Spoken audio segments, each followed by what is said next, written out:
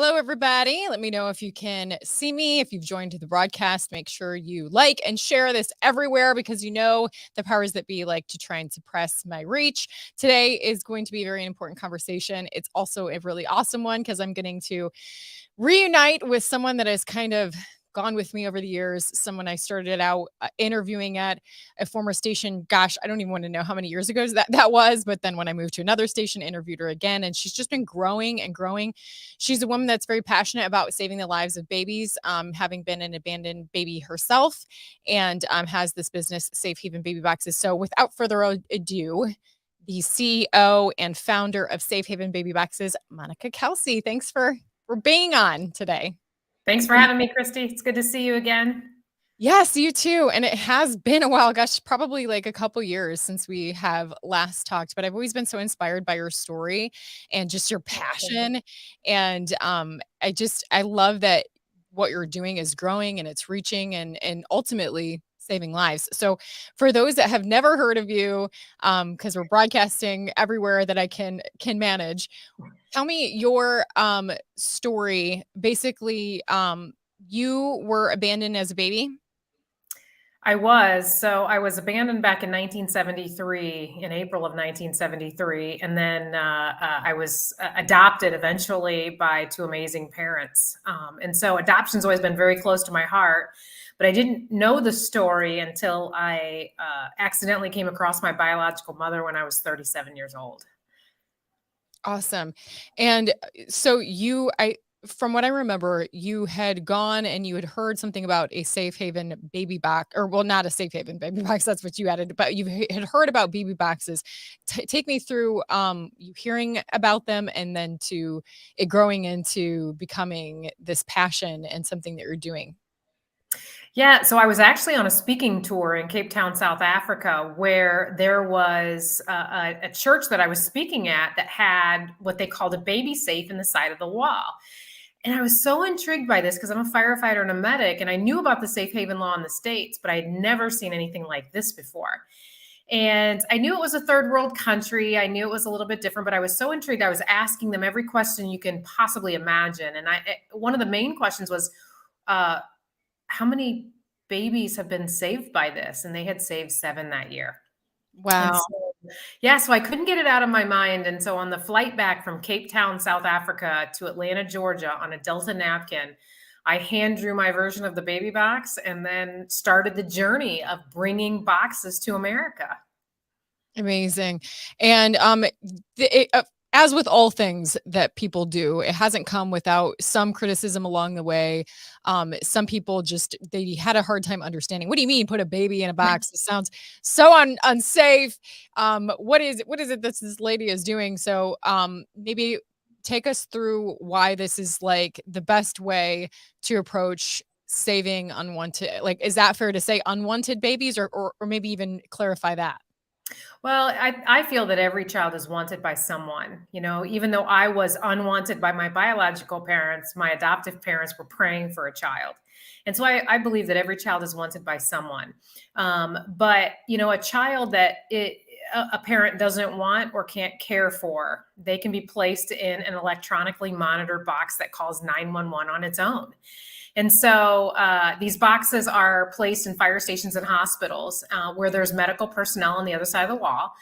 And they are geared to keep babies out of dumpsters. You know, right now in America, we're averaging one every 3 days. And this is in 2022, where we shouldn't have this problem. And so the safe haven law has been around for the last 20 years, where a parent can walk into any fire station or hospital and surrender their child, no questions asked. But the problem is you have to hand your child to a person.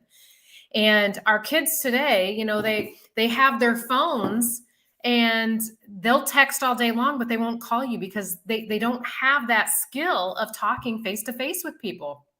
And so I came up with this concept in America of a baby box calling 911 and also alerting firefighters on the inside of the firehouse, where these babies can be placed if their mothers don't want or can't care for them. And so our babies in our boxes on an average time are pulled within 2 minutes. So that's how fast these are. But when I first brought this to America, Christy, and you probably remember because I had only had a handful of boxes when you and I first met. I had to get people to wrap their head around the fact that, yes, placing a baby in an electronically monitored box was a better option than a dumpster where they were ultimately going to die. And so now when people see what we're doing and the success, really, they usually jump on board. So tell me about the growth. I believe your first Safe Haven baby box was in Indiana, correct? Yes, in Woodburn, Indiana, at my fire station. Okay. And since then, how many have you been able to get in position? So last week I just blessed 112th. 112. Wow, that's a lot. I wasn't expecting that actually. Like I said, it's been a while since we talked, and that's incredible. 112. So, where are they located? Primarily in Indiana, then, or what other states? Yeah. Yeah, so Indiana is where I first launched, and that's where I'm from. So of course, that's where the most boxes are. But we were also in Ohio, Indiana, Arkansas, Kentucky, New Mexico, Florida. We're getting ready to launch in Oklahoma, North Carolina, Pennsylvania, and there's one at Louisiana. So we're growing every year. We grow a little bit. Because people are seeing what Indiana is doing. We haven't had a dead baby in our state since we launched baby boxes, and we've had a record number of babies in our boxes. So we've literally changed the narrative in Indiana. And that's what it's all about, is keeping babies out of dumpsters, out of trash cans, and in our electronically monitored boxes where their lives can go on and the parents' lives can go on. Because if they dump these children in a dumpster or a trash can, they're going to prison for a very long time if this child dies. And so we're not only saving one life, we're literally saving two. Wow. And tell me how many babies have been saved from these Safe Haven baby boxes? Well, we run a 24-hour hotline, and that's what we call the workhorse of our organization. And it rings usually about 2 times a day. Some of the calls are just nonsense, people asking, "What do you mean we're putting babies in boxes?" Kind of like what you were saying earlier. But we've helped 121 women hand their children to firefighters and nurses at locations that didn't have baby boxes. And we've had 21 babies in our boxes, 18 of those in the state of Indiana since November of 17, and 3 babies in the state of Arkansas. And have most of these babies had good outcomes? I mean, they were healthy when they were retrieved from the box. What can you tell me about that? It's amazing to see these babies be placed in these boxes because they are healthy. They are full term. Some of the babies come with placenta still attached. Some of them come with a cord cut but not clamped. But these parents are saving the lives of their children, and they're doing it anonymously and lovingly, because this same baby could have been found in a dumpster or a trash can, and they weren't. And so the misconception that most people think is, oh, we're getting all the drug addicted babies and all the unwanted babies. It's like, no, the majority of our babies are healthy. And all of them are wanted. All of them have been adopted. There's a couple still in the adoption process because we just got them a couple of weeks ago. But all of them have been adopted. And it's just amazing to see these parents really allow themselves to put themselves out there to save the life of their child. It's just a selfless act. I do see some comments coming in. So folks, if you have a question for Monica, go ahead and write that in the comment box. I'll try and keep an eye on that and ask her questions as I go, as I operate things and do all of the things at the same time. I will try and pay attention to the comment box and see if any of you have questions. This is something that I really don't know. I have an assumption, but I don't know where you stand. We had this ruling with the Supreme Court, a landmark decision that overturns Roe v. Wade, and it really leaves it up to the states. There's also been some misconceptions with that. It does not outlaw abortion. It brings it back to the electors and those brings it back to what the states want. You tell your elected representatives what you want to happen in your state, and that's what it will happen. That being said, there is some concern, what will happen with perhaps less access to abortion. And here's an alternative. Do you see any correlation? Do you see that there will be more babies coming into the safe haven baby boxes? Do you think it'll be the same? Any thoughts on that at all? Like I said, I don't even know what your position is on that. Well, we've never had a time in our history where we were without abortion, but with the safe haven law. We've never had that time before. Abortion has been legal for the last 50 years, but safe haven's only been around for 20. And so I don't know that any of us truly know what's going to happen. But I can tell you that if we do have an uptick in surrenders, we stand ready. Every hospital in America is a safe haven location, every hospital. So anywhere in America, whether there's a baby box or not, you can walk into any hospital in America and hand your unharmed newborn to a worker and walk away. But if there is an uptick, the hospitals are ready. They've been trained for this.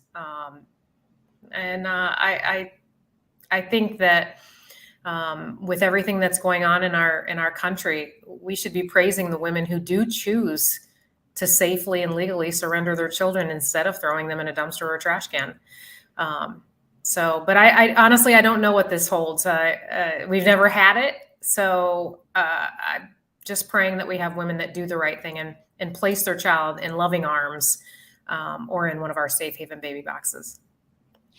One thing that I have noticed, because obviously the topic of abortion is extremely polarizing, but what I see as a criticism of those that have been pro-life is, you guys care so much about the babe or the potential life is what they like to say, when it's in the womb. But, what do you guys do after the baby's out of the womb? Like, why isn't there more done as far as supporting babies once they're out of the womb? I meet that criticism with some understanding, but at the same time, are they aware, those people that have this criticism, of a lot of the efforts that are focused after the baby is born, such as safe haven baby boxes? This is something that you've been doing that is focused on when a child is born and getting first of all, saving that child's life and then getting that baby into a safe situation. So do you have any thoughts on that? We've helped parents parent. We've helped parents with financial gifts. We paid somebody's gas bill in January that was $1,300. And she had a newborn that, instead of doing the safe haven surrender, we worked with her on a parenting plan. There are so many resources out there for parents. They just need to know where to ask, or they just have to go out and look for them. I'm also a foster parent in the state of Indiana. And let me just say that we have a lot of programs out there where some of these parents won't go looking for them. They want them handed to them. And I hate to say this, it's true, but we also have some amazing parents that do go look for these resources that are out there. But I think we're going to have both sides of it, where there's parents that aren't going to want to leave the comfort of their home to look for, free food or a food pantry or something like that, but they'll sit at home and complain about not having any resources. So I do think that there's resources out there, but I don't believe that we should just be handing, cash to parents time after time after time after time. And some of these parents, that's what they want. We helped a parent. Our organization and me personally helped a parent time after time after time. And it got to the point where I was enabling her at this point. I wasn't helping her any longer. I was enabling her. This person would go from job to job to job to job. She had multiple kids, continued to have kids. And it's like, there has to come a time when we say, you have to do what's best for your child, or society is going to step in and do what's best for your child. And that's where the foster care system comes in. And it's unfortunate our foster care system is overworked. they're stressed out, they're underpaid. And we have, parents that, probably should have placed a child for adoption and didn't. And now they're trying to be a good parent, and the kids are being taken away for abuse and neglect. And so there's a long history of problems that I don't think any of us are really going to be able to fix in one size fits all. It's going to be multiple organizations coming together, helping these parents, but also educating them on resources for them. What can you do to make your situation better instead of always looking for someone to help you? And there's always those families that do need a little bit of help, and that's okay. We are all there sometime. But it's those that we continue to help over and over and over again, and they continue to have child after child after child. And that, I think, is what gives pro-lifers a bad name, because we don't want to enable them. We want to help, but we certainly don't want to enable them to continue to take. Right. The key to these safe haven baby boxes, the beautiful part of it is the fact that it can be anonymous. I can't imagine what state of emotions, feelings, desperation a woman would be in to even come to the conclusion that she needs to give up her baby, especially at that late stage. So just trying to imagine what that would feel like, and then thinking about having to walk into a hospital, walk into a fire station and face someone and be like, I can't take care of my baby. I can't even fathom that. So I guess what I'm saying is the beauty in it being anonymous is that they don't have to face a person. They can go. There's this box on the side of a hospital or a fire station that they can put the baby in. And then I do recall that once the baby goes in, it locks automatically and it sets off an alarm. The parent can go about their way, and like you said, within 2 minutes, the baby is getting retrieved and brought for medical assistance. That being said, one thing that I did find fascinating when I talked to you before is if a parent 10 years from then or 20 years is like thinking, I wonder whatever happened to that child. There are some resources in terms of like being able to go back to the website and offer medical history or offer maybe an inquiry. Can you speak on that?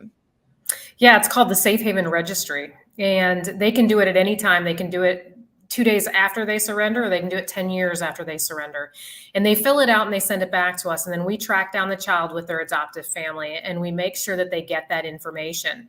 It's not something that they have to do, but it's something that, after the crisis is over, if they choose, they want to give medical information or identifying information, then they have that opportunity to, because we want to make sure that the child has as much as they can. But on the flip side of that too, I often get criticized because the babies that are placed in our boxes, some of them never know their ethnicity, never know their medical information. And it's like, I'm going to shut my printer off because somebody's printing crap. The beauty of being live. Yeah. And so, sorry. No, that's okay. But I look at my life, and when people say, well, they should know their medical information, or they should know their medical background, or their parents' ethnicity. No, we don't. We deserve our right to life first. If I would have been dead, I was abandoned as an infant. If I would have been found dead in a dumpster, who the heck cares who my parents are or my medical information? I'm not going to care because I'm not here to even understand that. And so I would rather have my life than know who my family was or my medical information. And I'm 49 years old. Not one time did I ever need to know my medical information. Now, that might not be true for everyone. But when I would have an issue and I would go into the doctor, they would run more tests because they didn't know. And so I felt like they were doing more. You're almost getting better health care. Yeah, they were doing more because they didn't know. And so I think for us, I think that's just a talking point, for some of the people that don't want to allow adoption. I can't believe that in America today, we have people that don't like adoption. They think that all parents should be parenting their kids. And let me just tell you, There are some horrible parents in this country that should never parent a child. And it's like these people want them to care for these. It's like, what are you talking about? But for me, I would rather have my life than know who my biological parents are or have any medical information. And I never had that. I never had that until I met my biological mother at 37. So I don't think that's an important thing. It might be later on down the line, if DNA, is readily available today. When the child turns 18, probably they could take a DNA test and find their family, pretty quickly. Sharon Bird wrote a comment that is interesting, talking about the cost of adoption. Now, I know that if a woman wants to get an abortion, she can find quite a bit of assistance. Tax dollars will go to Planned Parenthood to, help with costs. And now we're seeing, even in response to the Roe versus Wade overturn, a lot of companies saying, we'll not only pay for your abortion, but also the travel costs to get across state lines and everything. What is the divide here when it comes to adoption? Why is there not more assistance? Why is adoption not more affordable? And what can we do to make that option more viable for parents that are willing? Well, I can't speak about, the private adoptions because I don't know much about that. But I can talk about our babies, the babies that come through our program. I can talk about that. Our babies are adopted through the foster to adopt program. Costs nothing. It costs them nothing. So when people say that our babies are lingering in foster care and people are paying thousands of dollars for them, that's absolutely false.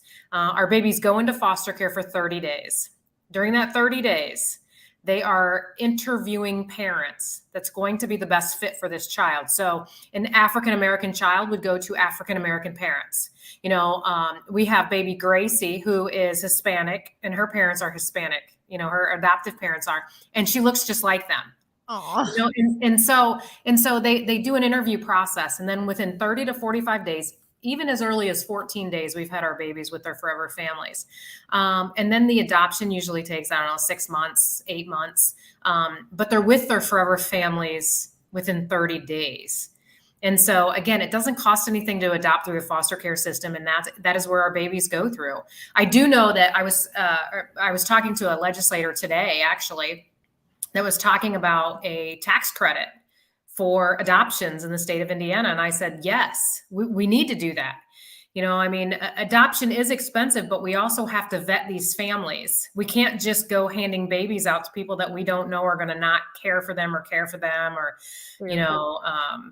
I mean, my goodness, we see that even as like a qualification for a lot of pet adoptions. There, yeah, you'll see, why is there a cost to adopt a pet in a shelter? And they say the reason there's a cost or a rehoming fee or whatever is so that people will care, will care enough, yeah. because you're making an investment. So I can see that end of it too.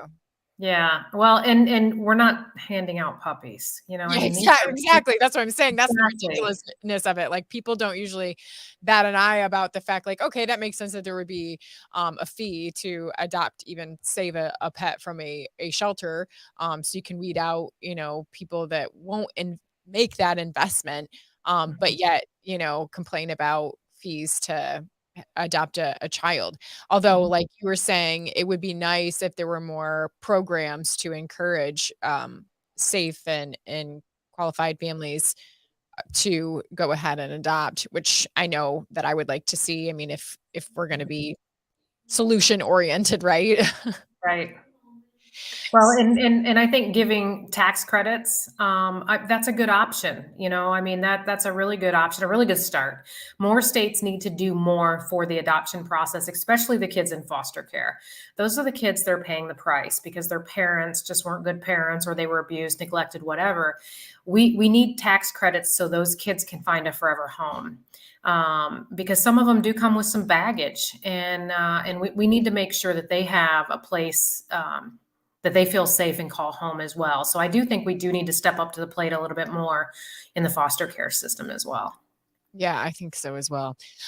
So with this Roe v. Wade being overturned, it seems like things like what you're doing are getting more attention, or maybe it's just because you saved another baby recently, but I know that you were just getting more national attention.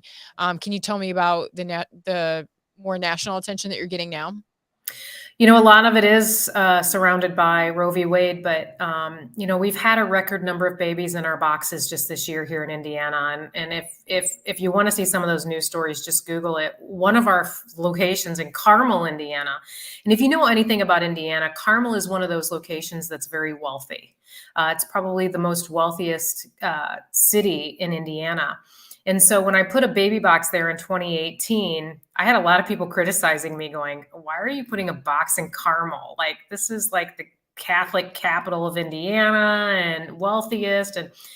And I've always said that crisis happens in every neighborhood. It doesn't matter how big your wallet is. And so they went 1,194 days without having a baby in their box. And then they got 3 back to back. That's crazy. And so, but you look at that and you think, wow, wow. And so I think that's getting a lot of attention right now. The 3 babies in one box, but we just had our 7th baby, last Friday in one of our boxes here in Indiana. And it's so surreal because, when I get the call from a fire chief saying, hey, Monica, we just had a baby in our box. My 2 questions that I ask is, was it a boy or a girl? And are they healthy? That's all I need to know. That is all I need to know. And this baby from this last week came with 2 notes. A note for the parent, from the parent to the child. And this note goes with this child. Every time a baby is placed in our box and they have a note, it goes with them so that when they're older, they have it. But this parent also wrote a letter to the fire department. And this is the first time that we've ever had this happen. And she thanked them for having this resource available for her. And I'll tell you, you got a bunch of burly guys, strong men at a firehouse that are crumbling like little kids when they get a baby in their arms, when they pull it from their box, and then they get this letter from a mother thanking them. It's just so surreal. But this mother truly, and you could tell just by the words on these letters, she absolutely loved this child. She was just in a crisis that you and I may never understand. And I'm just thankful that that box was there and available for her in her time of need. Can you reveal any little bit or that you might remember from the note about what she wrote to the baby? She apologized in the letter. She told this baby how much she loved this baby, and that as she was writing this letter, she mentioned that this little it was a girl. This little girl was in her arms as she was writing this letter, and she had said that tears were flowing down her face. And it just brings you to a point in your own life where you think, my life isn't that bad. She finds herself in a situation where she feels that this is her only option. And here I'm complaining because Starbucks's line is too long, and so, but you read this letter and you just know the love that she has for this child. And this child is going to grow up with an amazing set of parents that have probably been praying for her for a very long time. And when she gets old enough, she's going to get this letter and she's going to know how wanted and loved she was, but that her birth mom could not care for her the way that she felt she needed to be cared for. It's just, it's a beautiful thing, but also a sad thing all in the same time. It's so unique, your perspective leading this up and having been abandoned yourself. If you're just joining, we're talking to Monica Kelsey. She's the founder of Safe Haven Baby Boxes. It's an option that they put outside of fire stations or hospitals for people to abandon their babies safely so they don't end up in dumpsters, and that they can find forever families and ultimately save their life. And Monica Kelsey was abandoned as a baby herself, which gives a unique perspective. So the question I'm leading up to is, as you got older and you realized this about yourself, what were your feelings? I mean, I'm sure you probably can't even fully describe all of it, but do you feel more loved that you were put somewhere safely, or I guess give me some perspective on that? I was on an interview this morning and someone said, have you forgiven your birth mom? And I was like, I was never angry with her. I've never been angry with her.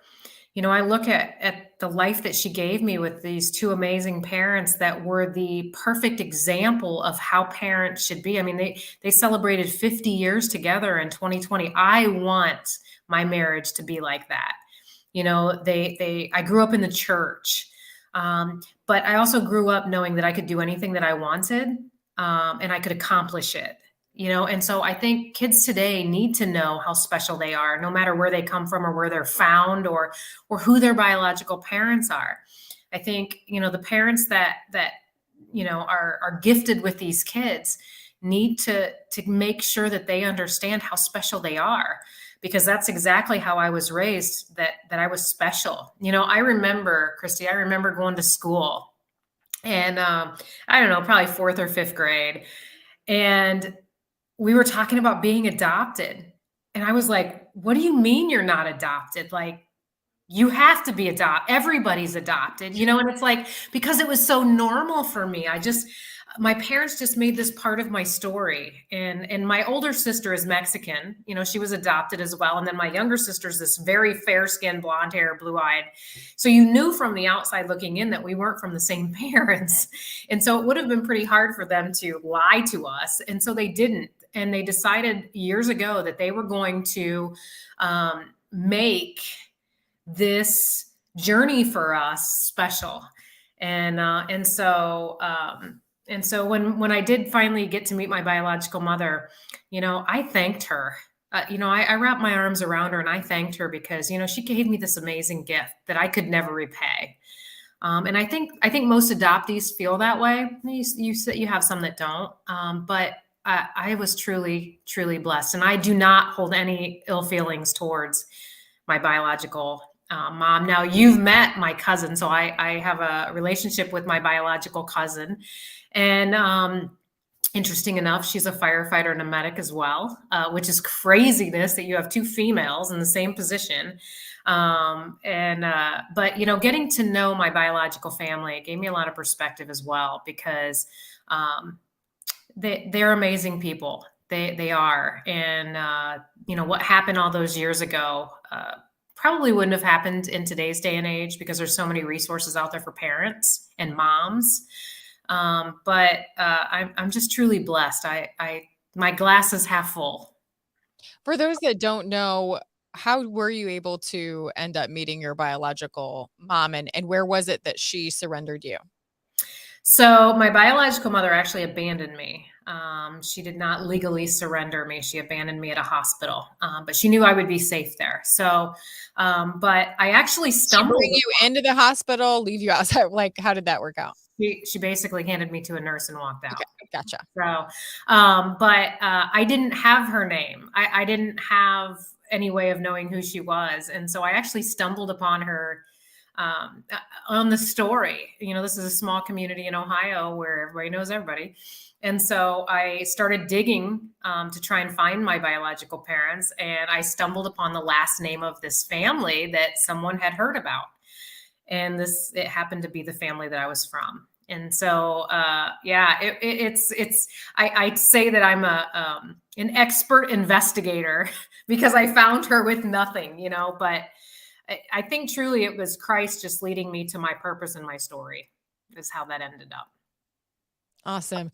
So, has the growth of Safe Haven baby boxes, getting more of these boxes into Indiana, Ohio, and now numerous other states, has this grown at the level that you thought it would?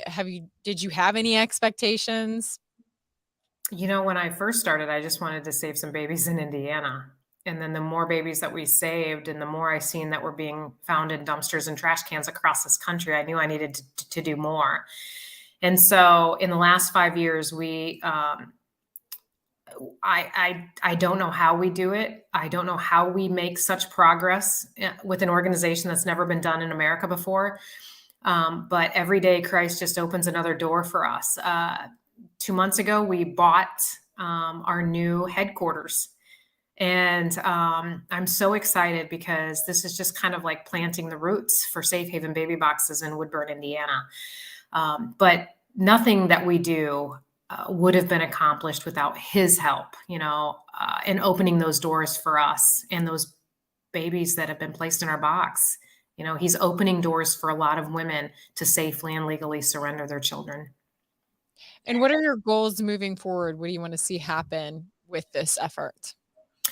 I would be happy to pull the boxes out of fire stations one day when they're not needed. I will have these boxes being continually installed in fire stations and hospitals until we stop finding dead babies in dumpsters and trash cans. Once that happens, I'll gladly hand the keys over to this organization to someone else and finally retire. But until then, until babies are not being found in dumpsters and trash cans, I'm going to continue this effort. What do you think is the biggest contributor to that this happens in America? That babies are just abandoned in dumpsters in the worst case scenarios, left to die. Is this a society problem that we have, like of just not valuing life enough? Is it a resource problem? Um, what do you think are the biggest issues that are allowing this to happen or create this issue? A lot of the parents that we hear from, no one knew they were pregnant. So I don't really think it's a lack of resources because they're just not looking for those resources because they don't want anyone to know. And so a lot of them are young. We've helped a 13-year-old surrender and we've helped a 44-year-old surrender. So everybody comes with a different story. Everybody comes with a different past. No story is ever the same, but one of the common themes is no one knew they were pregnant. So I don't know, I guess is a good answer. But I do know that, these women that are finding us are looking for a way to where they can continue to hide what they had been hiding for 9 months. It's hard to imagine not knowing. I agree. I mean, I think it's different for every woman. Like, it's just I'm sitting here and be like, how could you possibly not know after my 3? Like, I was like a brick house in not Me a too. good way. But I know that there are some women that don't really show and maybe don't have those symptoms, but it is crazy. But it's amazing that they have this resource in a state of desperation. One more thing, since you mentioned the 13-year-old that you helped, we're Mhm. seeing this story spread like wildfire about a 10-year-old that had to cross state lines to get an abortion. It's from one source, and there's no way to verify this story, even though it's been everywhere. But there's no way to verify it because of HIPAA laws and FOIA requests don't work. But you don't even hear about the criminal element. Okay, like wait a minute, we're missing a part of this story. The 10-year-old was pregnant. How did this happen, and who's accountable?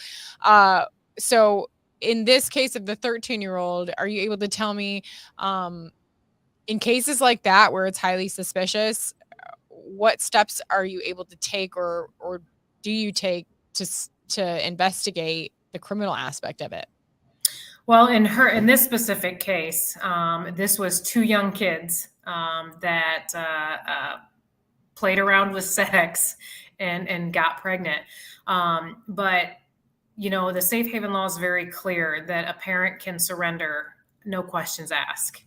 And so the case with the 10-year-old, it's interesting that you bring that up because I believe this 10-year-old is in foster care. So one, how do we know that this even happened when this girl is in foster care? And two, anytime a child is taken into an abortion facility and abortion is performed, they have to notify the state. To my understanding, no one has ever been notified. So either Planned Parenthood is hiding an abortion or this story is just false.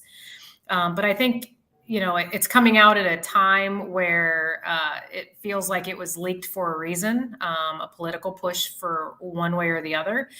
But I would say that, with looking at how things actually happen, I just don't know that case is factual. I just don't. Well, I mean, from the journalism aspect, the fact that there's stories like this that are running with one source that you can't verify is just boggles my mind. We just experienced this last year when I covered this whole story about patients backing up hospitals because of ivermectin overdoses, and it was all from one source, and it was debunked. I called all the hospitals; they're like, nope, or they said this doctor that was the source for the story hasn't been here in 2 months. I mean, it was ridiculous. And it's here's another case of a story. Who knows if it's true or not, but the fact that it's spread all over to the point that our president references it, and yet we still don't have a way to vet this story yeah, that's a whole other topic, but it's just crazy to me. Well, I know that I've had you for quite a bit. So, how can people support your efforts if we continue to have situations where these babies are safely, anonymously surrendered in these boxes and can give them the best chance at a happy, bright future? Well, they can always go to our website, sign up for our newsletter, see what we're doing, attend our banquets, and they can donate. We're a nonprofit. We're a 501c3 recognized by the IRS. And also we don't take any government or state funds. If we want to pray with a mom on our hotline, we're going to pray with a mom on our hotline, and no one's going to tell us that we can't. And so everything that we do is based from donations and fundraising. And so if you'd like to, donate, go to our website. If you'd like to donate silent auction items for our banquets, go to our website. There's so much that you can do. Even if you can't financially support us, you can volunteer. So just send us a message at shbb.org, and we'd be thrilled to have you on board. Awesome. SHBB, standing for Safe Haven Baby Boxes, at shbb.org is where you send the message. Awesome. Well, thank you, Monica. Keep us apprised of all the new developments, and let me know what else we can put out there. You have an article coming out, or did it come out already this week? It has not come out yet. I'm actually talking. She's got a couple more questions. I'm speaking with her in the morning on. Are you allowed to say where? I don't know that we're allowed to say. Okay, then we're not going to. We're going to play it safe. Okay, so keep an eye out from an unnamed major national news organization that will be featuring Monica Kelsey this week, we hope. But you'll just have to wait and see. I will share the article once it comes out, once we have the go ahead. But Monica, thank you for your time. Anything else you wanted to end with? I would just say, if you want to know more about my journey, you can, I just wrote a book, and it was published last year. It's called Blessed to Have Been Abandoned, the story of the baby box lady. It's available on Amazon. But you'll get to see the journey of Safe Haven Baby Boxes, from the trip from Cape Town, South Africa, to the 112th box. So I love that. Awesome. So good at catching up with you, Monica. I really appreciate everything that you're doing. You're such an inspiration. And I hope that people will check out your book and keep an eye out for your feature, your national feature. Right. Well, thank you, Christy. Yep. All right. Well, I am going to close this out. Thanks everybody for joining. And keep an eye out for, I think I'm going to have another show here on Facebook and YouTube tomorrow morning, if all goes well. So keep an eye out for that. Thank you again to Monica Kelsey, Safe Haven Baby Boxes, safehavenbabyboxes.com, right? .com. safehavenbabyboxes.com to learn more.